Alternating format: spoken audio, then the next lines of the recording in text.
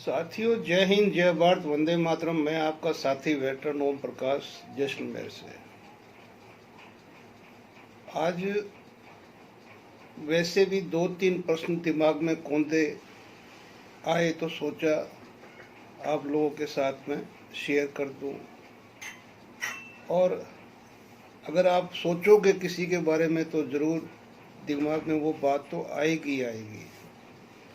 मसलन जो हमारा पे कमीशन है, जब ये इनको सब कुछ अथॉरिटी मिल गई और सारा सब कुछ हो गया, नोटिफिकेशन सब कुछ हो गया, तो क्या जब नोटिफिकेशन पढ़ा इन्होंने तो इन्होंने 7वें का भी पढ़ा होगा, 8वें का मिला होगा, 7वें का पढ़ा होगा। और 7वें का पढ़ा होगा तो 7वें में वो लाइन लिखी हुई है कि विथ इफेक्ट फ्रॉम 1 जनवरी 16। और हो सकता है पीछे भी गए होंगे 5वें में भी, तो उसमें भी लिखा है विथ इफेक्ट फ्रॉम 1 जनवरी 06। तो ऐसे अगर गए हैं तो हमेशा ही वो जो कॉलम है हर गजट नोटिफिकेशन में एग्जिस्ट करता है। आप भी देख लीजिए कि जितना टाइम गवर्नमेंट ने दिया वो ठीक है, लेकिन साथ में गवर्नमेंट ने लिखा है कि ये तब से लागू है। लेकिन 8वें के अंदर इस लाइन को हटाया है, जिसकी चर्चा बहुत हो चुकी है। लेकिन मेरा यहाँ प्रश्न ये है कि क्या इस बात को कि भी पिछले सभी नोटिफिकेशंस में विथ इफेक्ट फ्रॉम था, तो ये क्लाउज सरकार ने क्यों हटाया? इस बात को क्या पे कमीशन ने सरकार से क्लैरिफाई नहीं किया? सरकार से नहीं पूछा होगा, वित्त सेक्रेटरी से नहीं पूछा होगा, या जो पीएमओ सेक्रेटरी मुख्य सचिव है उससे नहीं पूछा होगा? कहीं न कहीं तो जरूर पूछा होगा।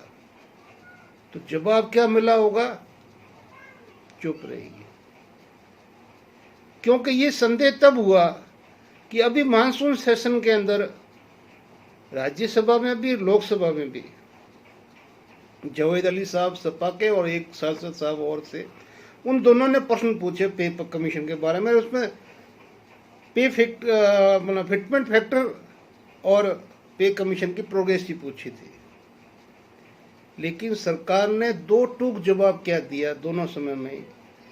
पे कमीशन को हमने 18 महीने दिए हुए, उससे पहले वो हमसे बात नहीं करेगी, ना हम उससे बात करेंगे। तो जब पे कमीशन सरकार से बात ही नहीं करेगा, बीच में सरकार पे कमीशन से बात नहीं करेगी, तो मेरे समझ में ये नहीं आ रहा कि आखिर फिर ये गाड़ी आगे एक पहिए से चलेगी कैसे? गाड़ी को चलने के लिए कम से कम 2 टायर चाहिए, एक टायर वाली कोई गाड़ी सक्सेस तो होती नहीं है। तो यहाँ जो सरकार ने गोलमोल जवाब दिया, वहाँ एक पहिए की गाड़ी बताया। क्योंकि अब यहाँ पर मैं दूसरी बात को आपको फिर संज्ञान में लाना चाहता हूँ कि जैसे 50% डीए का मर्ज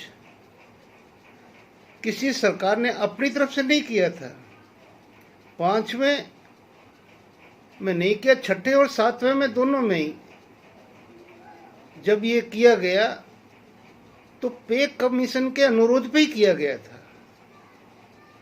और पे कमीशन ने जब अनुरोध किया तो अब मैं ये बोलूंगा कि उस समय की सरकारें कौन सी थी, तो वो आप सोच लीजिए कौन सी थी। क्या वो सरकारें गरीब हुई, या उस टाइम में देश का जीडीपी रेट घट गया था सैनिकों का, या जो कर्मचारियों का जीडीपी अपना जो डीए मर्ज करने से? हमारा जीडीपी तो 8 से ऊपर था जब 2014 के अंदर। अब उसके बाद में जो भी विपत्तियां आई वो देश के ऊपर कैसे आई, क्या आई, सरकार का अपना सरकार चलाने का ढंग है, जो कुछ भी है उसके बारे में हम नहीं जानना चाहते हैं। लेकिन कर्मचारी जो है वो सरकार की रीढ़ की हड्डी है, चाहे वो क्लास 1 हो, गजेटेड हो, या चतुर्थ श्रेणी कर्मचारी हो, और चाहे देश का मजदूर कर्मचारी हो। ये सब उद्योग की, देश की, सभी की रीढ़ है। इनके बारे में नहीं सोचना पे कमीशन का क्या दिखलाता कि क्या पे कमीशन को आज 11 महीने हो गए हैं, अभी तक पे कमीशन ने क्यों रिकमेंड नहीं किया कि आप 50% डीए मर्ज कर दीजिए? तो क्या ऐसा नहीं होना चाहिए कि सभी को मिलके पे, ये जो हमारे दो चीजें हैं, ये दोनों चीजें सरकार की बजाय हमें पे कमीशन से क्लैरिफाई करनी चाहिए कि भाई जो ये विथ इफेक्ट फ्रॉम है, इसको आपने सरकार से क्लियर किया या नहीं किया, और किया तो क्यों नहीं किया, और अगर किया तो सरकार ने क्या जवाब दिया, कर्मचारियों को बताइए। और डीए के बारे में आप रिकमेंड क्यों नहीं कर रहे हो? महंगाई कहां जा रही है?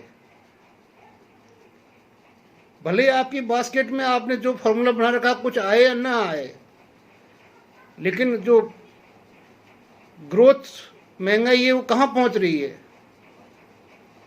लेकिन नहीं बोलेगा कोई भी, किसी को बोलने की जरूरत नहीं है। क्यों नहीं है? क्योंकि जो करता धरता है ऑलरेडी, हमारे सेना वाले तो जितना हमारे अधिकारी है ऑलरेडी तीसरे ओआरओपी के अंदर अपना सब कुछ ले लिया उन्होंने। अब जो उनको मल्टीप्लाई करके मिलेगा वो उनको बहुत कुछ मिल जाएगा। रहेगा सिर्फ जेसीओ जोआर और कोई नहीं बचेगा। ये पहले भी रोते रहे हैं, आगे भी रोते रहेंगे, कारण आपसी खींचातान में, और कुछ नहीं, आपसी मंद बुद्धि में एक दूसरे की टांग खींचनी है। मैं बड़ा कि ये बड़ा, मैं बड़ा कि ये बड़ा, मैं बड़ा कि ये बड़ा, और कुछ नहीं। एक नया क्लर्क आता है, वो भी जब अपनी कुर्सी पे बैठता है तो फाइल में लेटर का ड्राफ्ट पीछे का देख के भी, पहले गया लेटर ये देख लिया उसने, कहा ये इस तरह से गया, उसी को उठा के छाप के एड्रेस चेंज करके पुटअप कर दिया, साइन हो गया और निकल गया। सब पीछे की देख आगे की मार। इस पे कमीशन में ये दो चीजों के बारे में अभी तक पे कमीशन ने खुद ने सवाल क्यों नहीं उठाया, यह रिकमेंड क्यों नहीं किया? ये पे कमीशन का अधिकार था, अधिकार क्षेत्र में आता है कि पहले वाले जो नोटिफिकेशन थे उसके अंदर ये भी प्रक्रम था, अभी क्यों नहीं है? और पहले वाले में अगर मान लो डीए मर्ज हुआ था तो अभी हम भी रिकमेंड करते हैं कि आप मर्ज कीजिए। और अगर ऐसी बात हुई है तो सरकार की और इनकी क्या मिली भगत है वो आपके सामने आनी तो आनी ही आनी है, लेकिन टाइम लगेगा, और अभी हम कुछ कर भी नहीं सकते। अभी मैं बताऊंगा तो आप बोलेंगे भी वाह यार क्या बात कर दी तूने। मैं किसी की जोलिशी से नहीं कर रहा हूं। मैंने आज एक वीडियो देखा, हमारे एक साहब का 1.5 लाख लोगों ने देखा है, जज साहब की पे कमीशन से बात। अब जज साहब की बात तो हुई है, लेकिन हमने सुन भी लिया, क्या जज साहब की बात पे कमीशन ने मांग ली और वो पे कमीशन मिल जाएगा हमारे को? दोस्तों कहीं कुछ नहीं है। अभी भी वक्त है कि हम कितने ठोकर खाए हुए हैं, हर तरह से लूटे हुए हैं। वक्त है फिर एकता की वो घंटी बजाने की, एकता के उस तिरंगे झंडे के नीचे आने की।